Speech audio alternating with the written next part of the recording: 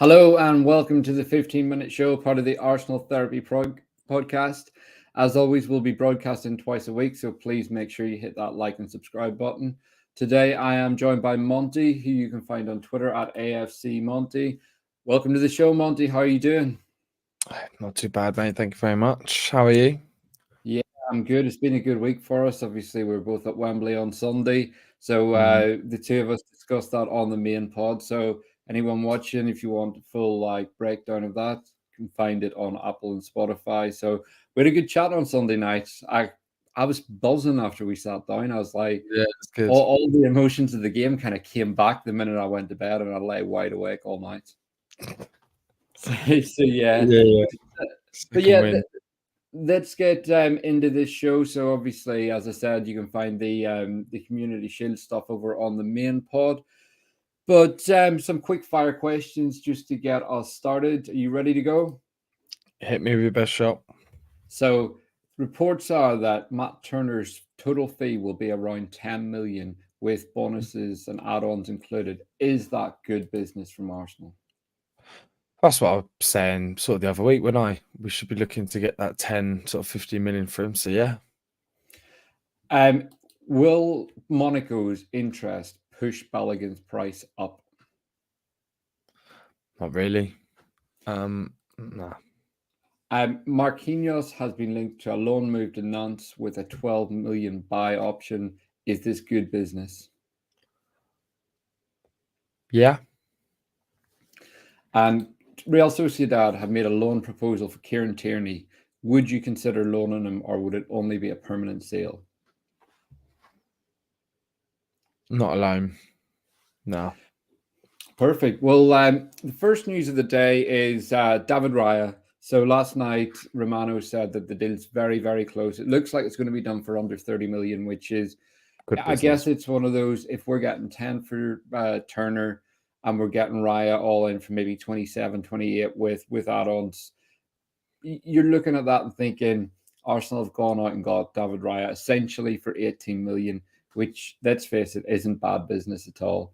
But one of the key things of the story was Romano saying Raya has told everyone he only wants to play for Arsenal. This is another player saying that. I put a tweet out last night, and it's basically, if you're an Arsenal fan and you're not enjoying this journey, you have to give your head a wobble. We've had years of basically scrapping for second-tier players, and we're now looking at players that are worthy to play for top clubs. Like, you have to look at Raya. Man United looked at him as their number one. Tottenham looked at him as their number one. We've got him to compete for number one. It's a very nice position to be in. So just give me some of your thoughts on Raya. Wasn't he the Spanish number one as well? He's recently got into the squad, so he has just broken into that team. Because he took the hair out of it, didn't he? Yes, I think so. But they've had a few keepers over the last few years that have swapped around. Yeah. But yeah. But David Raya, honestly, I like you said, for 18 million effectively, I think that's incredible business. If anything, I mean, he's clearly better than Matt Turner. And if anything, he was, I think, the best statistical keeper last year with the most saves or something like that. The percentages, he's a good keeper. Everyone knows that he's good, but his placement with the ball very similar to Ramsdale. I'm all for it because although Ramsdale is a great keeper, and we know that he does have the mistakes in him, and I think the only reason he does those mistakes often is because he doesn't have a fear of losing his spot. And I think it's going to be a case of Ramsdale will probably start the season, and if he makes one mistake, Raya in until he makes a mistake, then Ramsdale in, then he makes. You know what I mean? It's like you literally can't make a mistake when you've got such close competition. Would have arguably the deepest goalkeeper sort of lineup in the league. 2 Yeah, stars. and I can't remember another time when there was a team with two such strong keepers that Well, are one of them had essentially at the Leno. same level. But I think the two of them are probably a level above Leno, and Yeah, even Martinez as well. I think in terms of that competition between Martinez and Ramsdale, although Ramsdale's a better keeper than he was then, and I would argue that Raya is better than Leno. Leno's a great like mid-table keeper, like facing a lot of shots. He will yeah. like this is why he's so good for Fulham. But Shot stopper. Is a shot stopper. yeah, Just can't and play out from the back. but yeah, and when we have Martinez as well, again, I would argue both of them are better than Martinez. He's another Mhm. keeper that when he's involved, when he's got a lot to do with his feet, a lot of shot stopping to do, he's a player that if he doesn't have a lot to do, his concentration wins as Mhm. well. So yeah, I s I really I don't s remember time. I see Raya, sorry, I was, sorry to inject. I see Raya definitely being sort of like our Champions League goalie. I don't know why. I can just sort of see that in him. But I feel like Ramsdale, I think we'll see another level of Ramsdale now because of this. I, Yeah, I, I just feel because I think Ramsdale will be our number one. I just think he's a class player. He's got the right yeah, attitude. He just needs to cut out the mistakes, but that comes with sort of concentration, really, and you yeah, lack and concentration if you don't have fear of losing your it, spot. it's also maturity. He is only 25, and I think sometimes we forget that with Ramsdale and those two relegations. Opposition fans love to poke that at us and say, but the reality is Ramsdale was brave enough at a young age to go out on all those loan deals and then was playing Premier League football at 21, 22. And yes, he got relegated, but he was still a number one goalkeeper and one player of the season for both those clubs that went down. So it's yes, he might have gone down, but the experience he got from that will Mhm. be invaluable to him going forward. But let's just talk Matt Turner as well, because he's someone. It's a strange one with Turner, and one that the more I read into it, the more I think this is genuinely a market opportunity because Nottingham Forest seemed dead like intent on getting Dean Henderson back in as their number one. So it looks like Turner will be going to Forest as a number two, which when he came to leaving Arsenal, it seemed that he had the opportunity to be a number one. But actually, it seems that's not the case. He's going to be a backup keeper again. And it seems Arsenal have been fairly ruthless here and said, now we've got an opportunity to sell you. Off you go. What are your thoughts on that? I think, to be fair, I think Ramsdale is a better keeper than Dean Henderson. Don't get me wrong. I think Henderson is a decent keeper. But I think Turner's got more opportunity to start for Forest than what he does for Arsenal. I still discredit to Turner. I've watched some of the games for when he's played for the US. He's been great. He's a good Mm, keeper. Um, but he sort of lacks, I'd say, the confidence sometimes when he was doing the right, not making the right decision, right passes. So I think it's a good move for both parties. He was never really going to push the star. We never really bought him to be a star. Like it was, do you know what I mean? When you saw it, you never went, "Oh yeah, he's going to push Ramsdale." It was like a backup keeper. yeah. So I think it's a good move for him. It's a good move for us, like you said. Saw the opportunity. Nottingham Forest coming for him. They need to get back depth because I think Keiran Navas was a loan deal, right? Yes, he was. Yeah, so he's gone. So I think it's very much the number one spot's very much open for Forest, really. So it's a good move for him. Yeah, and another move that uh, we're hearing this morning is Marquinhos going on loan to Nantes, and that deal is £300,000 loan fee. They're going to cover his 500,000 annual salary, and then there's an option to buy him at the end of that for €12 million with an Arsenal buyback of €22 million. So I think we paid around 3 million for him. So that would represent a 12 or 9 million profit if we're able to do that, if he goes there permanently. Give me your thoughts on him. Do you know what? I like him. I watched some games for him at Norwich last year. I've watched him when he came over. Did a couple of sort of the cameo appearances. He's very young. He's still very young, but he definitely has bulked up a lot in the last year. I think Norwich sort of strengthened him a bit. But he always had that sort of like solid base to him. I like him. I think he's got good ball control. I think a loan would be good for him. Nantes as a team, they are very quite attacking. They're quite poor defending, but they are a good attacking team. So in terms of fluidity wise, I think it'll be a good fit systematically, which isn't bad. And you want him to be able to get minutes, and they haven't exactly got a plethora of attacking options. So he's definitely going to be able to get minutes there, which is the main thing you want. And to be fair, there is some good defending in the French league. Just sort of lacks overall depth, but there are some sort of key players throughout the league that are good tests for him, and it'd be good to see him against those players. So I like it, and if we do sell him for 12 million, like you said, it's a profit at the end of the day. Players come, players go. There's always going to be another player out there, but if we can sell him for 12 million, that's like you said, an £8 million profit. I can't even do basic maths at this stage. 9 million profit. Yeah. So That's like 9 million but profit. Yeah. It's one of those. I quite like the idea of bringing players in on a low fee and then flipping them, even if we're buying for 3 and selling for 6, or in Austin Trusty's case, buying for 1.5, selling for 5, and essentially just flipping players. Chelsea have done that for years, and it's how they've got around FFP. And that's the business side of the game that Arsenal appear to be getting better at. And you're bringing them in low fee, low wages, high potential, so low risk. And if you don't sell them, you essentially release them and they go out, and it doesn't cost the club much money. But there is this kind of thing within our fan base that every signing has to be a star, and that's not possible for any club. We've seen even City players have gone there and just not lived up to their potential.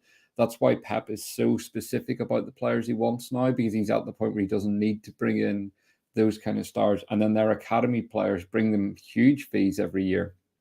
So similarly, we've always had this protectiveness about the heel end talents, partly because our first team hasn't been good enough, but we're now at the point where the first team is top class. So if it means selling our heel end players when their value is really high and in certain buyback clauses, that's great. We've just seen PSG with Javi Simons getting that buyback clause in. I think it was like €6 million or something daft like that. It was next to nothing, loaning him straight out to Leipzig.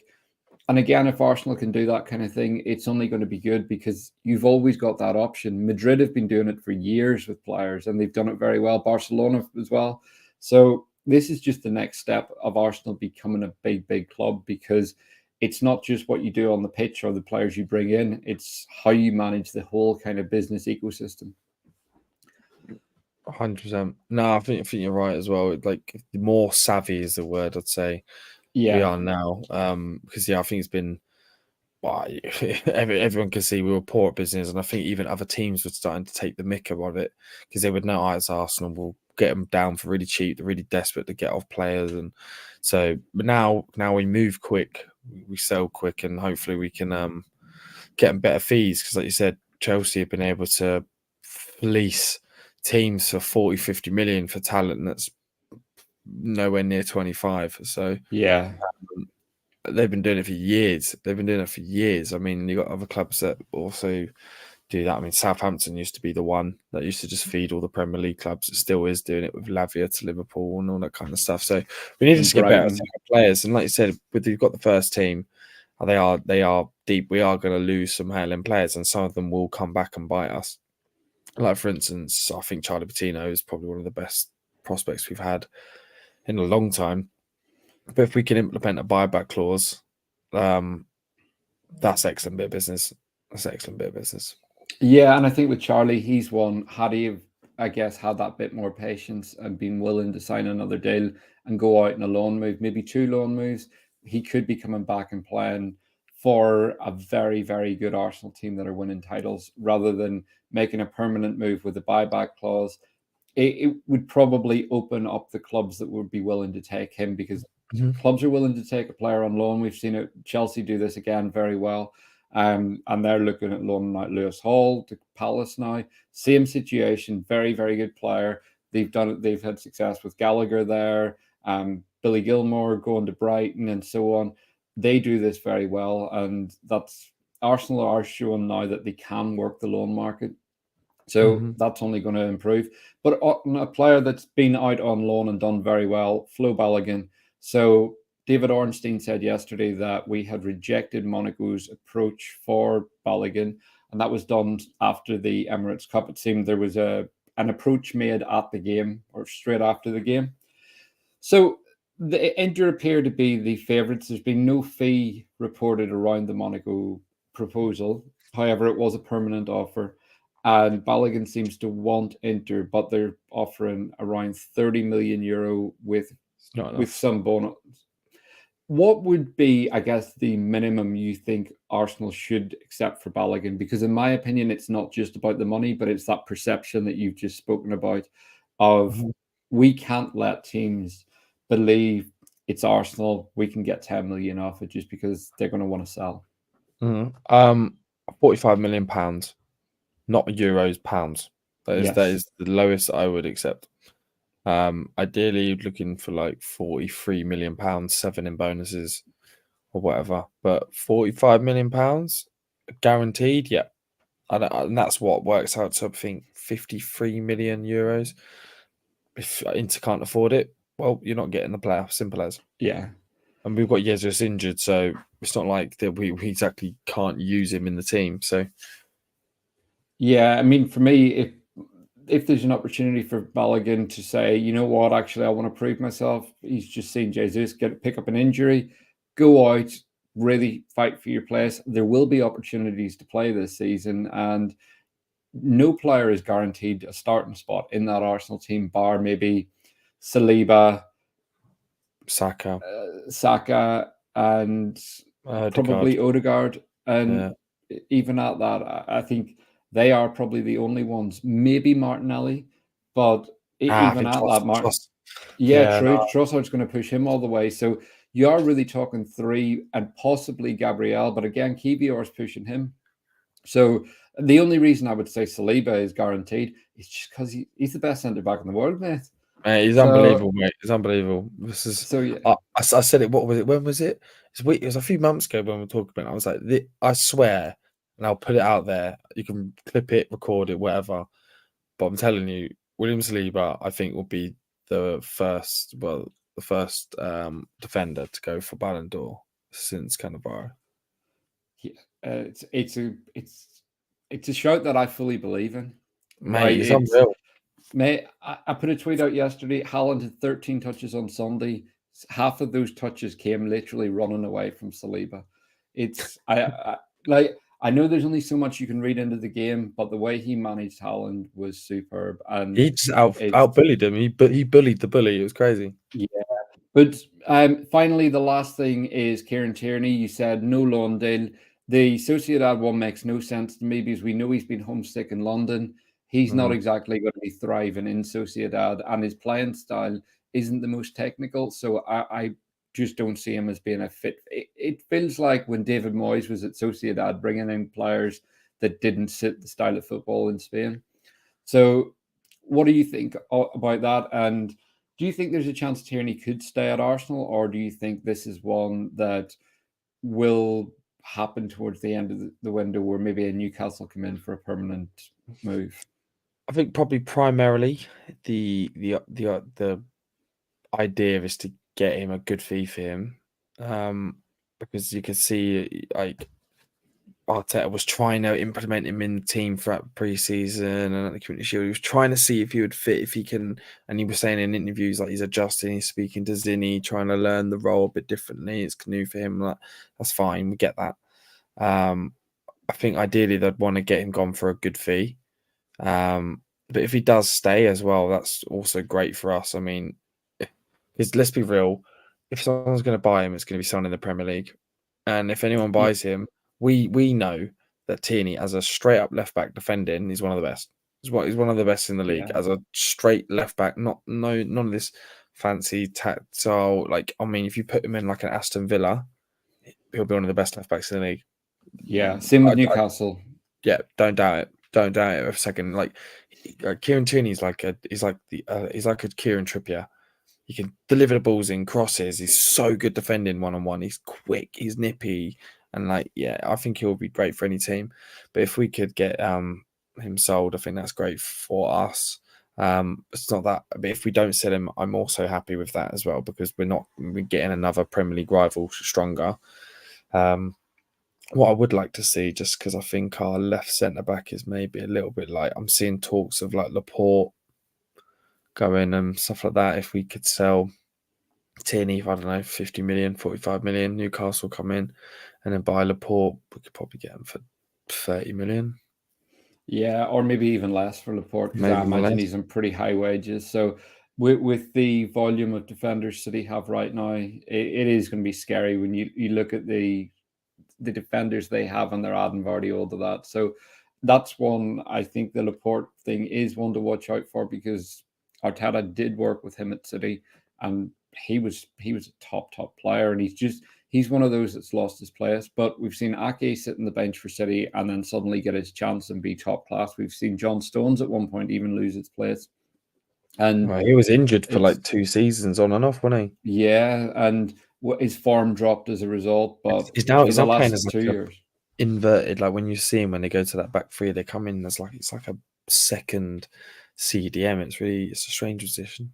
yeah, and I was watching him very closely on Sunday, and he's just top class. He's a good player, man. Incredible. But we should leave it here, and thanks for joining us today, Monty. So if you've enjoyed the show, please hit that like and subscribe button, and thank you to everyone that's watched so far.